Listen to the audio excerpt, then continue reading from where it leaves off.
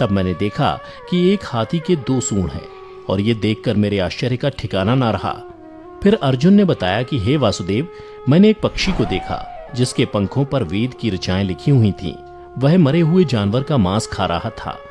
फिर अर्जुन के बाद भीम ने भी श्री कृष्ण को बताया कि हे कृष्ण, मैंने देखा एक गाय ने बछड़े को जन्म दिया है और जन्म के बाद वह बछड़े को इतना चाट रही है कि बछड़ा लहूलुहान हो गया, जिसे देखकर मैं हैरान हो गया।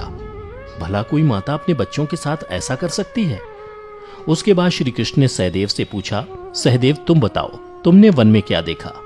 तब सहदेव श्री कृष्ण से बोले, हे वासुदेव, मैंने वन में देखा कि एक जगह 6-7 कुएं हैं और आसपास के कुओं में पानी है, किंतु बीच का कुआं खाली है। बीच का कुआं गहरा है, फिर भी पानी नहीं है। यह देखकर मुझे घोर आश्चर्य हुआ कि ऐसा कैसे हो सकता है।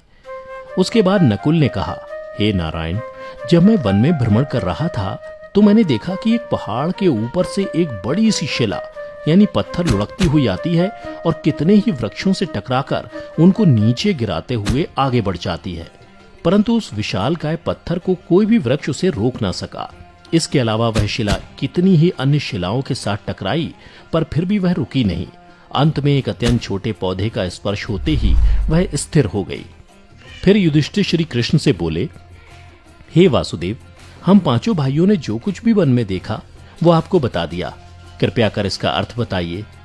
तब श्री कृष्ण ने युधिष्ठिर से कहा, हे धर्मराज, जैसा कि आपने कहा कि आपने 2 सूंड वाला हाथी देखा, जिसका यह अर्थ हुआ कि कलयुग में ऐसे लोगों का राज होगा जो बोलेंगे कुछ, करेंगे कुछ।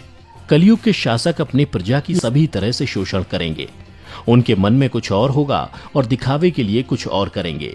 अर्थात कलयुग में शासकों के लिए आम लोगों का कोई महत्व नहीं होगा, वो बस राज करने के लिए शासक होंगे। फिर श्री कृष्ण अर्जुन से बोले, हे धनंजय, जैसा कि तुमने देखा कि एक पक्षी के पंख पर वेद की ऋचाएं लिखी हुई थीं, लेकिन वह मरे हुए जानवर का मांस खा रहा था, जिसका अर्थ ये हुआ कि कलयुग में ऐसे लोग होंगे जो बड़े ज्ञानी और ध्यानी कहलाएंगे, किंतु उनके आचरण राक्षसी होंगे। कलयुग में लोग पंडित और विद्वान कहलाएंगे, किंतु यह विचार चलता रहेगा कि कोई मरे और उसकी सारी संपत्ति उसके नाम हो जाए। अर्थात कलयुग के मनुष्य धन और संपत्ति के लोभी होंगे, भले ही उनके पास कितना ही ज्ञान क्यों ना हो। इसके अलावा हे अर्जुन, कलयुग में हर जाति धर्म के प्रमुख पद पर बैठे लोग विचार करेंगे कि कब कोई किसी पद से हटे और हम उस पर विराजमान हो जाएं। कलयुग में ऐसे लोगों की संख्या बहुतायत होगी, कोई कोई विरला ही संत पुरुष होगा।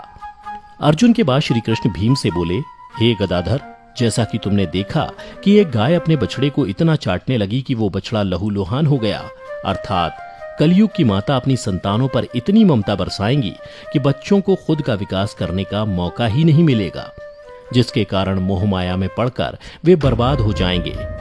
इसके अलावा किसी का बेटा घर छोड़कर साधु बनेगा तो हजारों व्यक्ति दर्शन करेंगे, किंतु जब मनुष्य का अपना बेटा साधु बनेगा तो रोएंगे कि मेरे बेटे का क्या होगा। इतनी सारी ममता होगी कि उसे मोह माया और परिवार में ही बांध कर रखेंगे और उसका जीवन वहीं खत्म हो जाएगा। अंत में बेचारा अनाथ होकर मरेगा।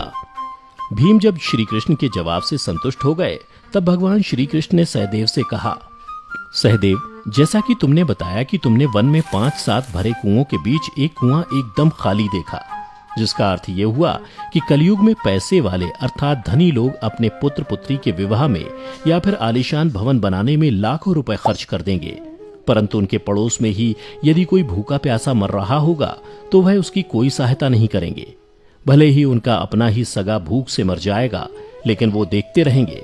इसके अलावा कलयुग में मनुष्य मदिरा, मांस, भक्षण, सुंदरता और व्यसन में पैसे उड़ा देंगे, किंतु किसी के 2 आंसू पोंछने में उनकी रुचि ना होगी। हे सहदेव, मेरे कहने का तात्पर्य यह है कि कलयुग में अन्न के भंडार होंगे, लेकिन लोग भूख से मरेंगे। सामने महलों बंगलों में ऐशो आराम चल रहे होंगे, लेकिन पास की झोपड़ी में आदमी भूख से मर जाएगा। एक ही जगह पर असमानता अपने चरम पर होगी। श्री कृष्ण की बातें सुनकर सहदेव को सारी बातें समझ में आ गईं।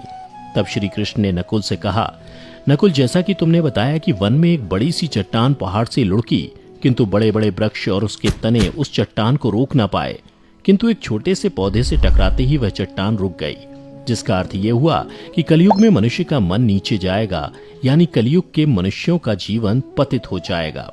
और ऐसे में मनुष्यों का जीवन धन की शिलाओं से नहीं रुकेगा, ना ही सत्ता के वृक्षों से रुकेगा, किंतु हरि नाम के एक छोटे से पौधे से, हरि कीर्तन के एक छोटे से पौधे से मनुष्य जीवन का पतन होना रुक जाएगा।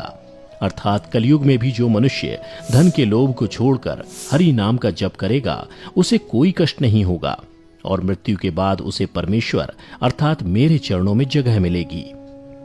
तो मित्रों, आपने देखा होगा कि आज श्री कृष्ण द्वारा बताई गई ये सारी बातें सच में घटित हो रही हैं। इसलिए मनुष्यों को चाहिए कि कलयुग में वह धर्म का पालन करें और श्री हरि नाम का भजन करें तो उसका जीवन सफल हो जाएगा।